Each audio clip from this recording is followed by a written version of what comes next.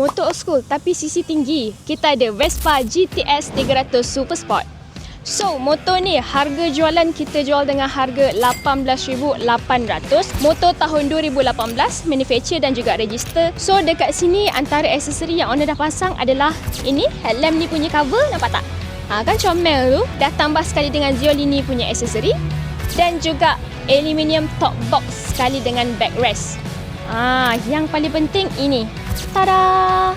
Akrapovic exhaust system. Alright, so sekarang ni ada nak belanja sikit bunyi Vespa old school yang 300cc ni macam mana.